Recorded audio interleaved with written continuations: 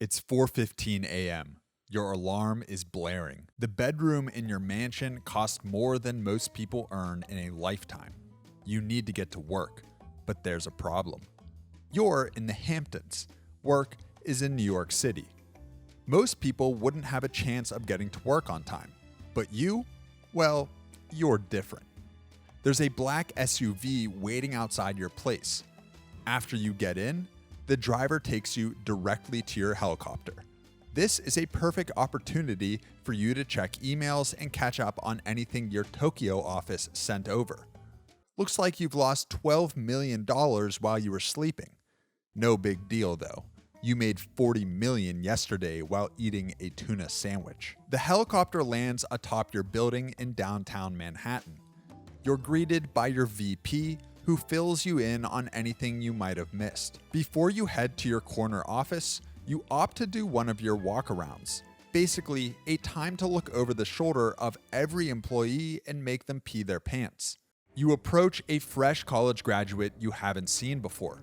He's a junior analyst. He's been working 120-hour weeks and hasn't slept in 3 days. A Harvard kid. You notice the Excel spreadsheet he's working on looks a little sloppy. So you scold him in front of everyone, calling him every name in the book. You tell him, never make this mistake again. The kid, shivering with fear, says, yes, sir. You don't even acknowledge it. On to the next. The air smells like testosterone. It's not just the Harvard kid. Everybody here is vibrating. To your left, a trader is screaming into a headset, smashing his fist against the desk so hard a key flies off his keyboard. He just lost $500,000 on a bet. 2 minutes later, you see him laughing and high-fiving a coworker because he made it back on a risky gamble. It's insane, and you love it. You pass a guy named Big Tony. He's not looking at charts, he's staring at the weather report in Brazil. Why? Because if it rains in Brazil, the coffee harvest is ruined. Coffee prices skyrocket, and the bets he made yesterday will pay for his divorce settlement. It's 9:29 a.m., 1 minute to market open. The room goes silent. 50 guys in $3,000 suits staring at 6 monitors each. Chaos erupts. It's a gladiator arena. You walk into your glass office, close the door, and the noise dulls. You are the conductor of this insanity. Everyone in this office has one job: make money. As a hedge fund, the super rich, billionaires, pension funds, university endowments hand their money over to you. They're counting on you to make them even richer. They expect greatness. If the stock market goes up 10%, your clients expect you to go up 20%. If the market crashes, they expect you to make money anyways. And this is where the real game begins. Most people are optimists. They buy a stock for $10 and pray it goes to $20. That's cute.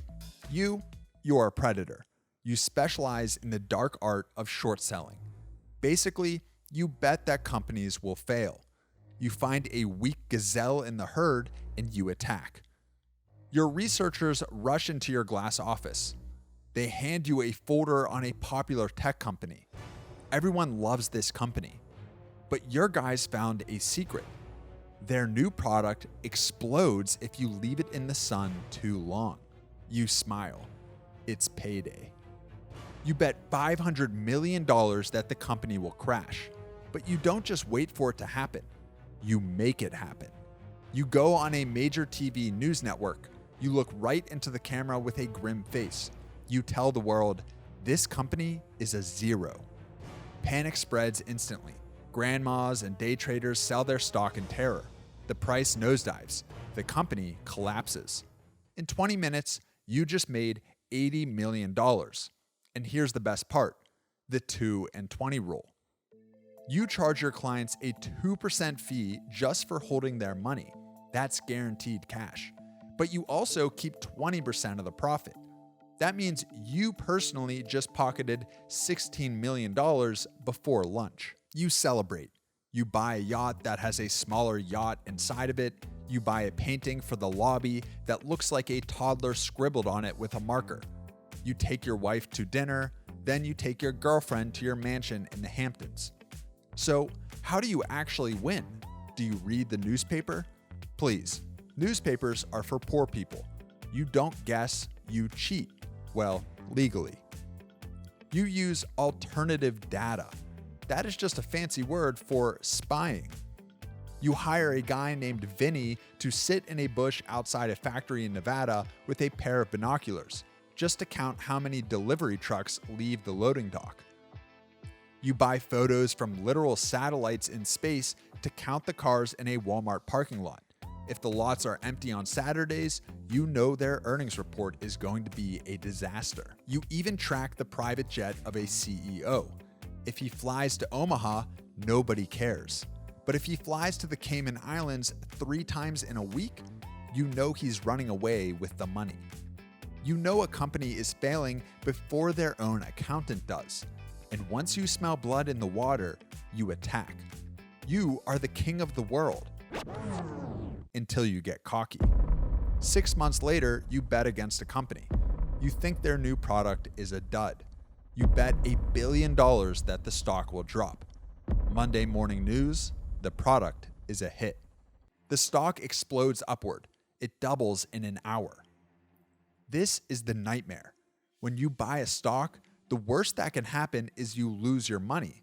But when you bet against a stock and it keeps going up, your losses can go up forever. Basically, it's a black hole sucking money out of your account.